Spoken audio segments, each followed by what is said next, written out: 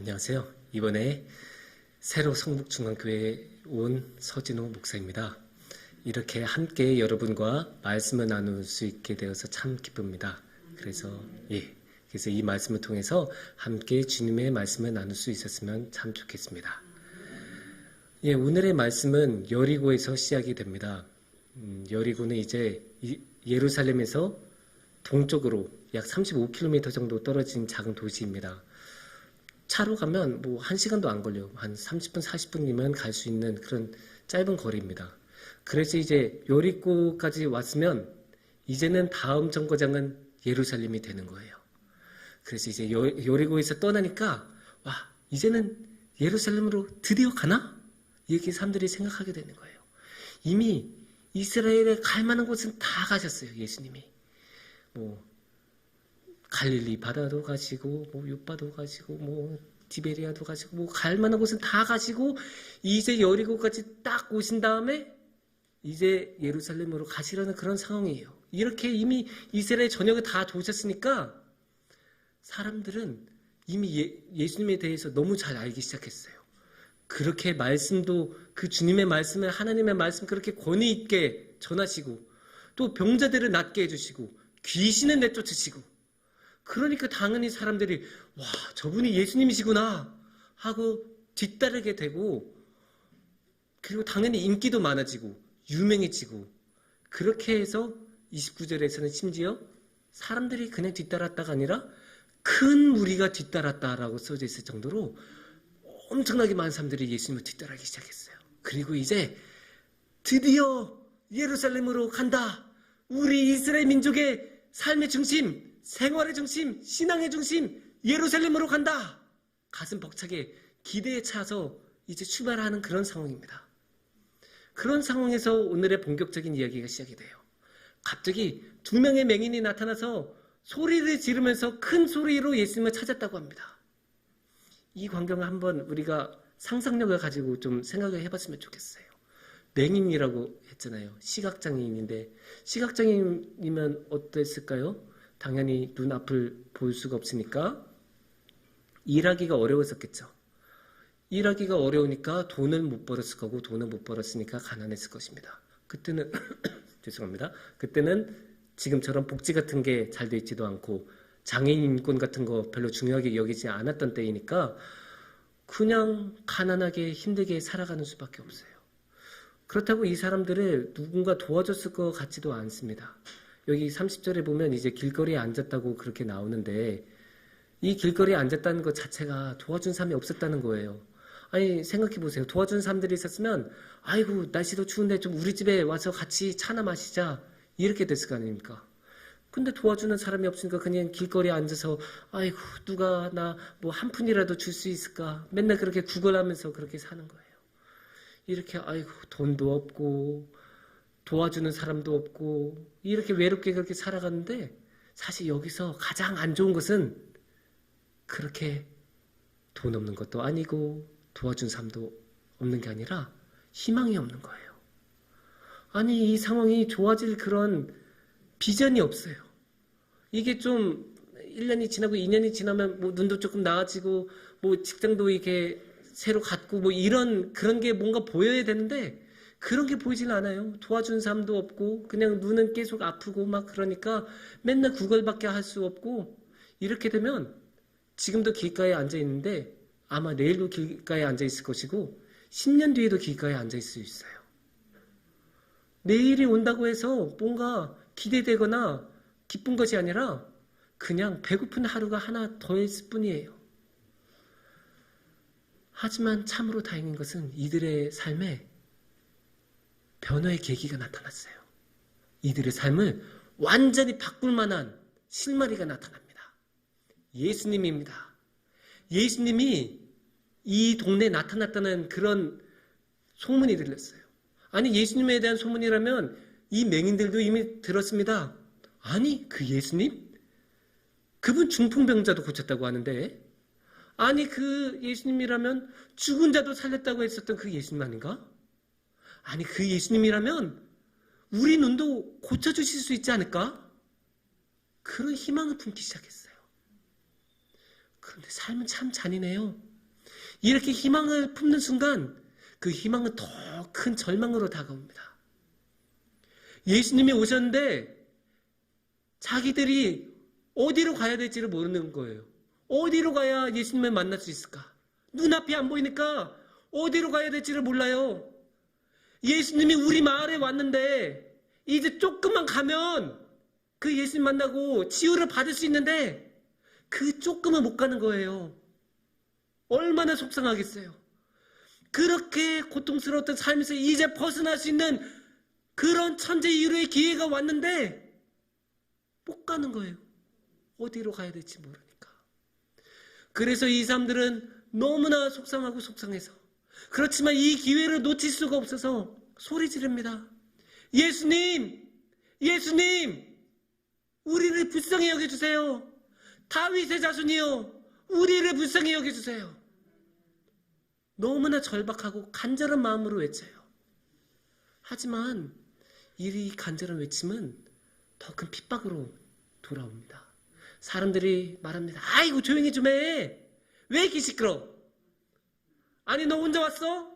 너 혼자 예수님 만나러 왔어? 아 조용히 좀 해. 가만히 좀 있어. 사람들이 만류를 하고 못하게 하고, 하지만 이 사람들의 삶은 너무나 절박해서 계속 소리를 지를 수밖에 없는데, 소리를 지르면 지를수록 주위에 있는 사람들은 더 세게 더 강하게 하지 말라고, 하지 못하게 해버립니다. 참 너무하다는 생각이 들어요. 너무나 슬퍼요. 이 광경을 보면 어떻게 사람들이 이럴 수가 있을까? 아니 정말 제대로 된 사람들이라면 예수님이 오셨을 때 이 사람들이 소리를 지르기 이전에 먼저 가서 아이고 저기 예수님 오셨는데 너도 같이 갈래? 이렇게 했어야 조금 도덕적이고 예수님의 뜻에도 맞는 그런 사람들일 텐데, 이 사람들은 도와주기는커녕 방해만 하고 있습니다. 그것도 그냥 방해가 아니라 엄청나게 핍박하면서 하지 말라고. 이 사람은, 이 맹인들은 지금 자신의 인생이 걸려 있는데 이제 드디어 이 지긋지긋한 보지 못하는 이 고통에서 벗어날 수 있는데 자신의 삶 모든 것을 걸고 그렇게 외치고 있는데 그거 아니래요. 하지 말래요. 하지 못하게 해버립니다. 그러니까 이 맹인들은 그 겪고 있는 절망이 더욱 크게 느껴질 수밖에 없습니다. 오늘도 우리가 살아갈 때 이런 어려움, 이런 절망을 느낄 때가 있습니다. 우리의 삶이 괴롭고 힘든 거에는 수만 가지 이유가 있죠. 갑자기 몸이 아프기도 하고, 사랑하는 사람이 아프거나 갑자기 떠나기도 하고, 돈이 없을 때도 있고, 직장에서 누군가 계속 나를 괴롭힐 때도 있고, 아니면 튀르키예처럼 갑작스러운 천재진변이 덮칠 수도 있어요. 우리 삶을 괴롭게 만드는 이유는 수백 가지, 수만 가지 헤아릴 수가 없습니다. 하지만 그런 이유들 중에서 몸이 아프다는 것은 조금 특별한 것 같습니다. 직장에서 누군가 나를 괴롭히는 것은 물론 이것도 힘들기는 하지만 직장을 그만둘 수라도 있어요. 사회에서 힘든 것은 물론 이것도 굉장히 힘든 일이지만 사회를 바꿔나갈 수라도 있어요. 근데 몸이 아픈 것은 어떻게 도망갈 수가 없어요. 몸이 아픈 거니까 이 몸이 가는 곳마다 아프잖아요. 어디 가나 아파요. 도망갈 수도 없고 휴가도 없고 그냥 아프면 아픈 거예요. 그 괴로움이 계속 지속이 됩니다. 근데 그냥 아프기만 하겠습니까? 외롭기도 하죠. 아프면 인간관계에 다 약해질 수밖에 없어요. 아예 아픈데 어떻게 모임에 나가요? 그 모임에 못 나가다 보면 당연히 인간관계는 소원해질 수밖에 없죠. 그래서 아프고 또 이제 외롭고 그렇게 서글픈데 이걸로 끝나지 않는다는 게 참 슬픕니다. 가난이 문을 두드립니다. 우리나라의 그 건강보험 제도가 참 많은 장점이 있는데도 모든 것을 해결해 주지는 못해요. 대학병원에 가서 CT 한 번 찍으면 30만 원, MRI 한 번 찍으면 100만 원. 근데 이것도 고치는 게 아니에요. 이거 한다고 난 게 아니에요. 병이 무엇인지 알아내는 것만 해도 이렇게 돈이 들어요. 그리고 본격적인 치료가 시작하면 이게 끝이 어딘지는 아무도 몰라요. 그러다 보니까 아픈데도 돈을 벌러 나가야 되는 그런 경우가 생겨요. 예전에 제가 봤던 다큐가 있는데 그 다큐에는 암에 걸리셨던 어떤 분이 계셨어요. 근데 이분은 암에 걸렸는데도 굉장히 심각한 상태의 암이었는데도 일을 나가셨어요. 왜냐? 자기 아이도 암에 걸렸으니까. 자기 아이가 암에 걸렸으니까 자기는 아픈 거 뭐 참다고 해도 이 애는 치료해야 될 거 아니에요. 그 이 애 치료비 때문에 그 아픈 몸을 이끌고 일하러 가는 거예요. 아니 항암 주사 맞으면 면역력이 떨어져서 언제 고열에 시달리고 언제 죽을지 모르거든요. 그래도 일에 나가요. 진짜 목숨을 걸고 일을 하러 가는 거예요. 왜냐? 자기 애 살려야 되니까. 그런데 이렇게 일을 한다고 해서 애가 낫느냐? 보장도 없잖아요. 그렇게 해서 애 낳는 것도 아니고 치료되는 것도 아니고 그저 연명하는 것뿐인데 그래도 일을 해야 돼요. 이런 절망적인 상황, 어느 누구도 도와줄 수 없지만 어느 누구보다 괴롭고 고통스러운 상황이 우리 삶에 불현듯 찾아와요. 그리고 그 순간에 올 때 벗어날 수가 없어요. 벗어날 수 있었다면 애초에 그 상황에 들어가지도 않았을 거예요. 이렇게 절망적인 상황, 출구가 보이지 않는 상황에 놓였을 때 우리는 어떻게 해야 될까요? 참으로 다행인 것은 그래도 예수님께서는 우리를 바라봐 주신다는 것입니다. 예수님께서는 우리를 잊지 않아 주세요. 다시 성경의 말씀을 보면 맹인들이 소리를 치고 있었잖아요. 다윗의 자손이여 우리를 불쌍히 여겨주소서. 주여 외치고 다니고 사람들 하지 말라고 아이고 조용히 좀 하라고 그렇게 말을 하는데도 계속 외치는데 예수님이 그거 들으세요. 이게 너무나 인상적인 거예요. 우리가 그 상황이 있었다고 보세요. 큰 무리가 있었다고 했잖아요. 그러면 얼마나 많은 사람들이 예수님한테 다가왔을 것이고 얼마나 많은 사람들이 예수님한테 말을 걸고 그랬을 거 아닙니까? 그렇게 야외에서 사람이 많으면 정신이 없어요. 막 들리는 것도 없고 시끄럽고 막 뭐가 뭔지 모르고 그런데도 예수님은 들으세요. 이웃들도 듣지 않았는데 매일 같이 살던 이웃들도 이 맹인들의 어려움을 들어주지 않았는데 예수님은 들으세요. 예수님은 들으시고 그들 앞에 서시고 예루살렘으로 가는 그 발걸음을 멈추십니다. 예루살렘에 가서 하나님의 일을 해야 되는데 근데 사실 이 맹인 2명 어떻게 보면 아무것도 아니거든요. 이미 예수님 뒤에 수많은 무리가 있었다고 했잖아요. 그래서 2명 더해진다고 해서 뭐 그 세가 더 많아지겠습니까? 그리고 이 2사람 맹인, 이 2명의 맹인 사회적인 지위가 뭐 그렇게 엄청 높아서 예수님한테 도와줄 것도 아니고 아니면 예수님한테 뭐 득이 될 만한 무언가를 줄 수 있는 그런 사람들도 아닌데 그래도 예수님은 그 사람들 봐요. 그 많은 무리가 이제 우리 예루살렘 간다고 벅차고 기대에 사고 있을 때 예수님은 아니야. 그거 지금 할 거 아니야 라고 말씀하십니다. 사실 그냥 무시하고 지나갈 수도 있잖아요. 하나님의 일 하러 가는데 얼마나 명분도 좋아요. 그냥 나 하나님의 일 이제 하러 가야 돼서 너 지금 못 도와줘. 이렇게 말한다고 해서 누가 뭐라고 할 수 있습니까? 그래도 예수님한테는 이 2명의 맹인이 너무 중요하셨어요. 남들이 보기에는 아무런 중요함도 없고 그냥 길가에서 흔하게 보는 그런 돈 없는 사람, 아픈 사람, 맹인이었음에도 불구하고 예수님은 그 사람들 앞에서 멈추시고 그 사람들에게 묻습니다. 너 뭘 원하냐? 너 진짜 힘들었지? 너 그동안에 어떻게 이렇게 살아올 수 있었니? 내가 너 도와줄게. 나한테 이젠 말해도 돼. 예수님은 이런 분이세요. 원래 예수님은 항상 이런 분이셨어요. 예수님은 주위에서 아무리 뭐라고 해도 눈치를 보는 분이 아니세요.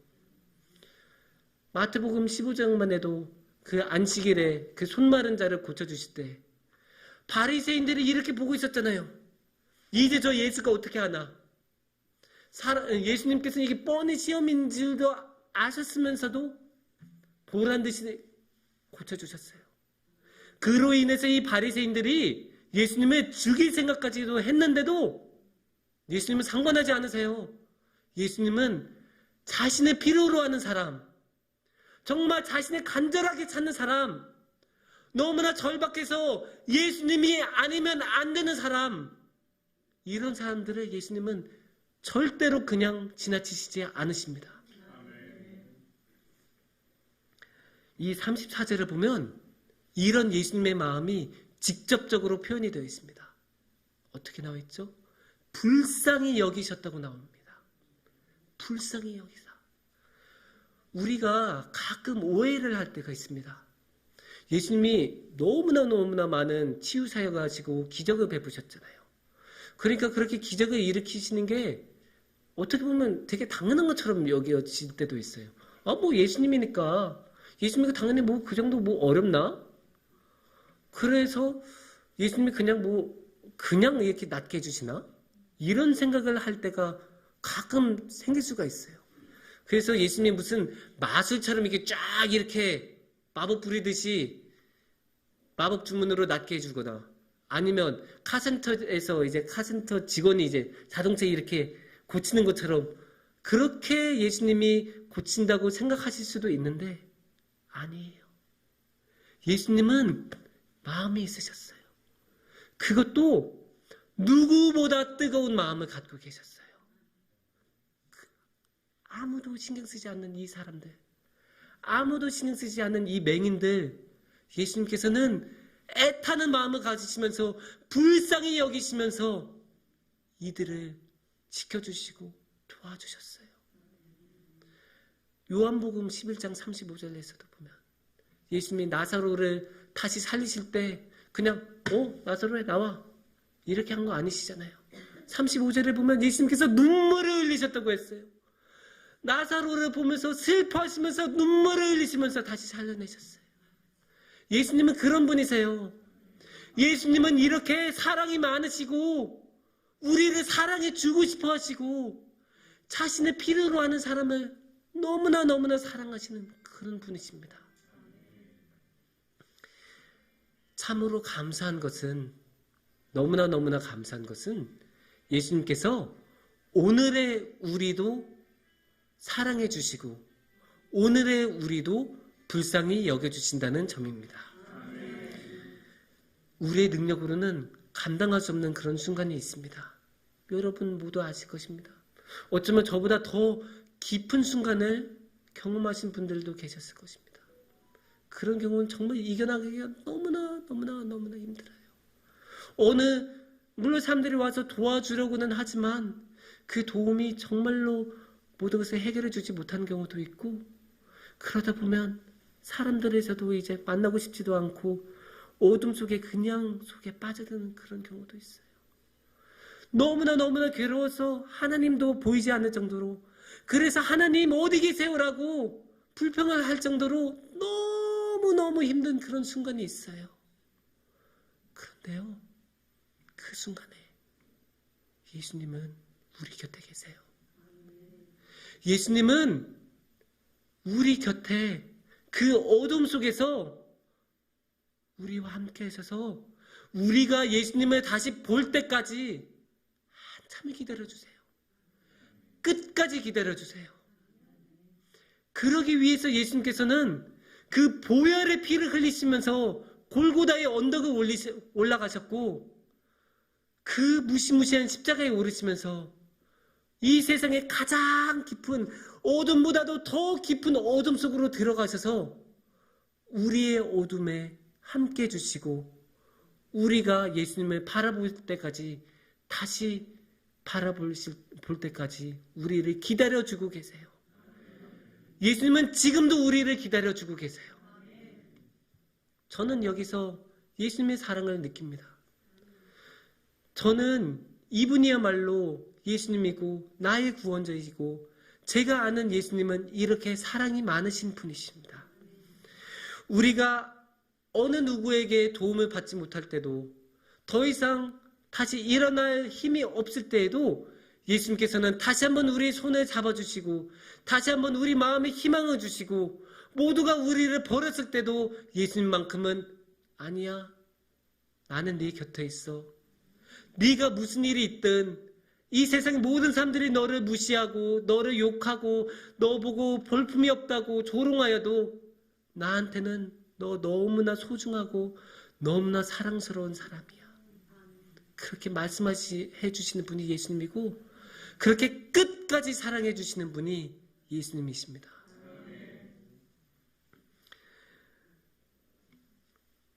우리가 살다 보면 어려움을 겪기도 합니다. 저는 우리 성도님들께서 그런 어려움을 겪지 않았으면 좋겠습니다. 정말 그런 어려움 없이 평안하게 주님께서 주신 이 세상에서의 삶을 누리시면서 살아갔으면 좋겠습니다. 하지만 안타깝게도 이 세상에는 그러한 아름다운 것과 좋은 것만 있는 것은 아닙니다. 그래서 어쩔 수 없이 그 고통스러운 상황을 맞이할 때가 있습니다. 하지만 그런 고통스러운 상황에서 딱 한 가지만 기억해 주시기 바랍니다. 예수님은 우리를 사랑하신다. 예수님은 우리를 사랑하셔서 어떠한 상황에서도 우리와 함께 하신다. 예수님은 너무나 사랑하시기 때문에 고린도전서 13장 7절에 나온 것처럼 모든 것을 견디는 그 사랑으로 그 모든 어둠과 모든 고통을 견디시면서 우리와 함께 해주셨습니다. 바로 이것을 위해 예수님께서는 십자가에 보배의 피를 흘리셨고 그 보배의 피로 언제나 우리와 함께 해주십니다. 지금은 사순절입니다. 이제 사순절에는 이 사순절을 통해서 우리가 정말로 우리를 위해 우리와 함께 하시기 위해 그 모든 고난을 당하셨던 예수님을 기억하면서 나아가는 그런 사순절이 되었으면 좋겠습니다. 물론 이 사순절 가운데서도 우리가 힘든 일이 있을 수 있고 괴로운 일이 있을 수 있고 고통이 계속될 수도 있습니다. 하지만 이 고통 가운데서도 예수님께서 우리 고통과 함께 하시기 위해서 그 고통을 당해주셨다고 이 사순절에 기억을 하는 그런 시간이 되었으면 좋겠습니다. 그렇게 우리가 예수님을 기억하고 그 예수님의 고통을 기억할 때 우리는 예수님을 따라가고 또 우리의 삶도 예수님의 사랑으로 가득 찰 것입니다. 기도하시겠습니다.